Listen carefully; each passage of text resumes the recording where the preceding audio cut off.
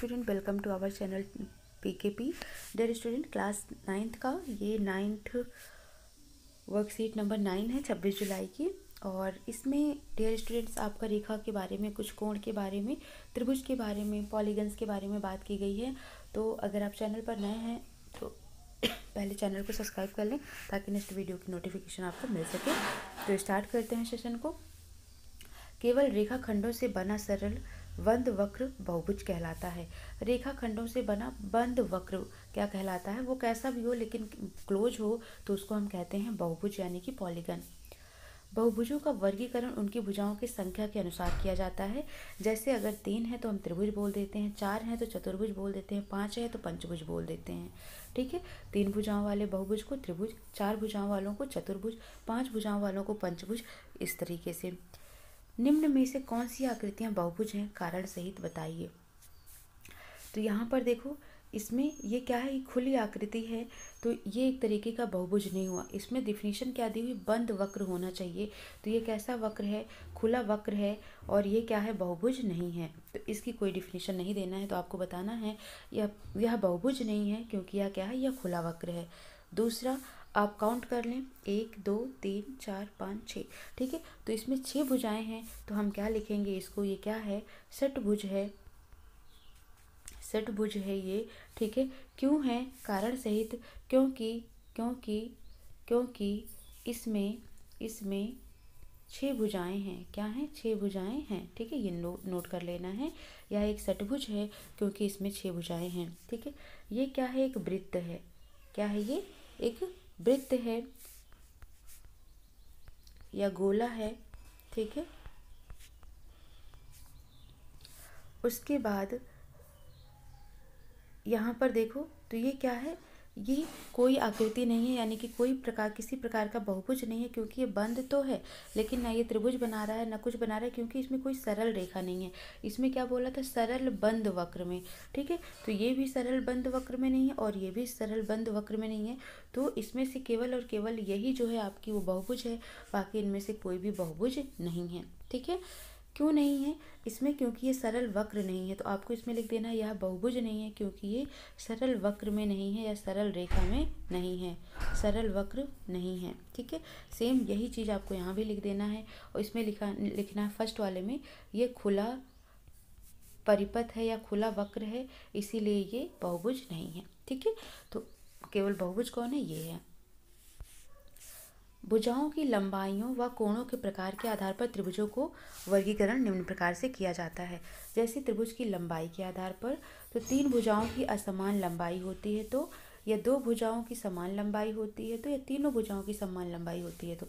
जैसे सबसे पहले हम देखते हैं, जब कोई भी त्रिभुज है और उसकी सभी भुजाएं क्या हैं? डिफरेंट हैं।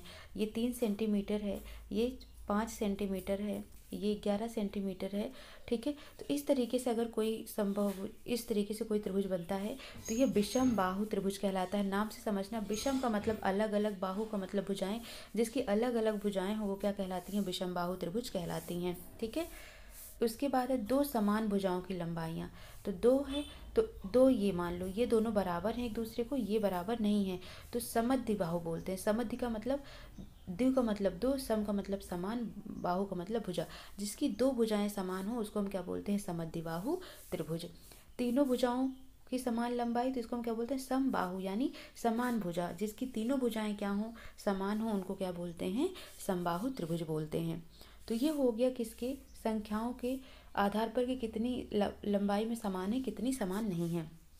नेक्स्ट है त्रिभुज के कोणों के आधार पर। जब प्रत्येक कोण न्यून कोण हो, न्यून कोण का मतलब होता है 90 डिग्री से छोटा होता है तो उसे बोलते हैं न्यून कोण। ठीक है, तो जब प्रत्येक न्यून कोण हो, जैसे ये न्यून कोण, ये न्यून कोण, ये, तो इसे बोलते हैं न्यून कोण त्रिभुज। जब कोई एक समकोण पर हो, जैसे इस तरीके से हमने बना दिया, ये 90 डिग्री पर हो गया, तो कोई भी एक समकोण है तो इस तरह के त्रिभुज को बोलते हैं समकोण त्रिभुज। ठीक है, अब इसमें से यदि कोई एक भी अधिक कोण होगा कुछ इस तरीके से, तो ये क्या कहलाता है? अधिक कोण त्रिभुज कहलाता है। ठीक है, अब यहाँ पर आपको इस एक्सरसाइज को करना है। निम्नलिखित त्रिभुजों में से प्रत्येक का भुजाओं की लंबाई व कोणों के प्रकार के आधार पर नामकरण कीजिए। जैसे यहाँ पर देखो, निम्न में से प्रत्येक का भुजाओं की लंबाई व कोणों के प्रकार के आधार पर नामकरण कीजिए। ओके, अगर हम देखते हैं भुजा की लंबाई के आधार पर, तो ये 10 सेंटीमीटर है, ये भी 10, तो क्या है, दो भुजाएं बराबर हैं, तो इसको हम क्या बोलेंगे, समद्विबाहु त्रिभुज। नोट कर लेना क्या हो गया, ये समद्विबाहु त्रिभुज हो गया। इसमें देखो कोई भी भुजा बराबर नहीं, एक 9 है, एक 10 है, एक 15 सेंटीमीटर है, तो ये कैसा हो गया, विषम बाहु त्रिभुज हो गया। ठीक है, इसमें तीनों ही भुजाएं बराबर हैं, तो ये कैसा हो गया, समबाहु त्रिभुज हो गया। ठीक है, तो पहले तो आप ये नोट कर लो, ये समबाहु, ये विषम बाहु और ये समद्विबाहु त्रिभुज हो गया। ठीक है, इतना आपको नोट कर लेना है पहले। ये हो गया किसके आधार पर, भुजाओं की लंबाई के आधार पर। अब कह रहा है कोणों के प्रकार के आधार पर, तो इसमें देखो कि आप क्या बन रहा है, 90 डिग्री बन रहा है ना, तो ये कैसा कोण हो जाएगा, समकोण त्रिभुज हो जाएगा। क्या होगा, ये समकोण त्रिभुज हो जाएगा, लिख लेना। यहाँ पर ये अधिक कोण है, क्या बन रहा है, ये अधिक कोण बन रहा है, तो इसको बोलेंगे अधिक कोण त्रिभुज। क्या बोलेंगे, अधिक कोण त्रिभुज, अधिक कोण त्रिभुज। ठीक है, इसमें सभी न्यून कोण बन रहे हैं, तो ये न्यून कोण त्रिभुज हो जाएगा, न्यून कोण त्रिभुज। ठीक है, तो नोट कर लेना। अगर हम भुजाओं के लंबाई के आधार पर बात करेंगे, तो इस तरीके से आपको नोट कर लेना है।